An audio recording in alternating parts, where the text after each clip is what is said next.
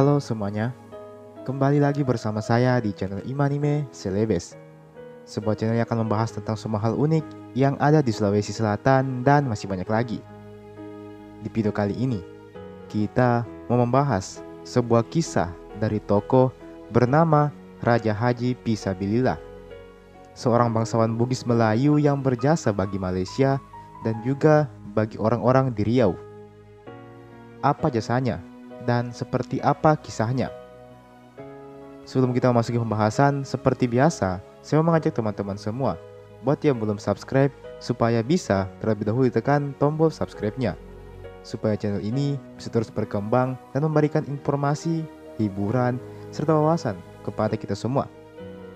Oke, kalau sudah, langsung saja.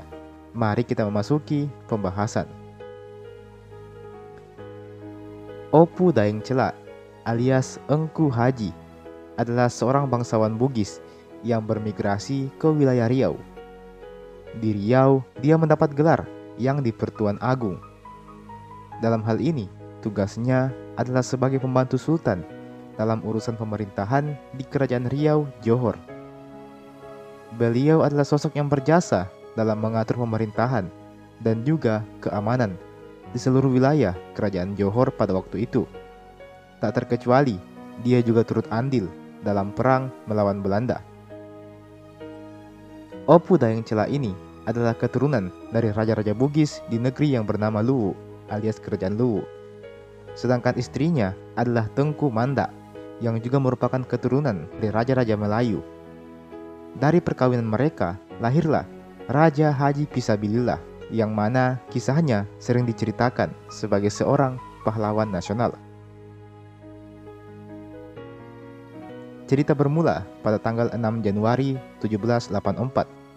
Sekelompok pasukan Belanda mendarat di Pulau Penyengat. Pulau Penyengat sendiri berada di wilayah Kepulauan Riau. Nah, kala itu terjadilah peperangan sengit antara pasukan Johor Riau dengan pasukan Belanda.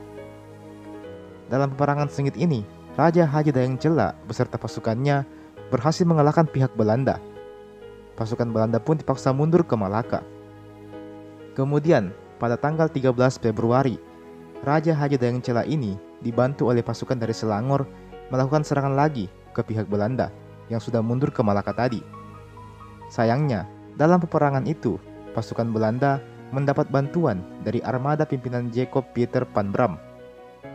Pertempuran demi pertempuran terus berlangsung tanpa henti, sampai pada puncaknya di 18 Juni 1784. Pihak Belanda berhasil mengalahkan Raja Haji Daeng Cela ini bersama dengan kurang lebih 500 orang pasukannya. Dari peristiwa ini, Raja Haji Daeng Cela pun ditetapkan sebagai pahlawan nasional dari Provinsi Riau pada tahun 1997 silam. Selain itu, cucu beliau juga mendapat gelar sebagai Bapak Bahasa Indonesia, yakni Raja Ali Haji.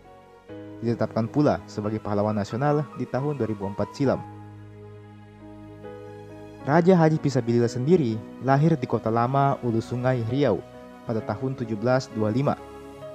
Dia merupakan adik dari Sultan Selangor pertama, Sultan Salehuddin, dan juga merupakan paman dari Sultan Selangor kedua, Sultan Ibrahim. Secara keturunan, Raja Haji Pisabilillah ini merupakan campuran Bugis dan Melayu. Raja Haji sendiri menggantikan posisi ayahnya di usianya baru menginjak 19 tahun. Kerajaan Riau Johor di bawah pemerintahan beliau ini memang mengalami kemajuan yang terbilang cukup pesat. Belum lagi cakupan wilayahnya yang amat sangat luas, yakni meliputi Johor, Pahang, Singapura, Kepulauan Riau, dan beberapa daerah lain di Sumatera. Dalam 10 tahun kemudian, beliau diangkat menjadi Yang di Pertuan Muda 4 tahun 1777. Berkat ini, Kerajaan Riau Johor mengalami kemajuan pesat dalam berbagai bidang, utamanya dalam bidang pertahanan dan keamanan. Semua berjalan dengan aman dan tentram sebelum pihak Belanda menyerang, sebagaimana yang saya ceritakan di atas tadi. Dalam perang itu, Raja Haji Pisabilillah ini meninggal dunia di wilayah Teluk Ketapang. Beliau kemudian dimakamkan di Melaka, sebelum akhirnya dipindahkan ke Pulau Penyengat. Untuk mengenang jasa beliau ini, namanya diabadikan sebagai nama Bandar Udara Tanjung Pinang. Selain itu, kita juga dapat menjumpai monumen pahlawan nasional perjuangan Raja Haji Fisabilillah ini di tengah kota Tanjung Pinang. Dari sini kita bisa belajar bahwa ternyata banyak tokoh-tokoh zaman dulu yang berasal dari suku Bugis. Dalam hal ini Bugis Luwu ya teman-teman. Dari sini juga kita bisa belajar tentang arti kepemimpinan dan persatuan. Hal ini terbukti dari wasiat beliau pada waktu sebelum mangkat dari jabatannya. Beliau mengatakan, "Ketahuilah olehmu, wahai umat Melayu, peperangan ini bukanlah peperangan orang-orang Bugis, tetapi ini adalah peperangan untuk mengembalikan marwah dan kehormatan diri orang-orang Melayu yang telah dipijak-pijak oleh Belanda laknatullah.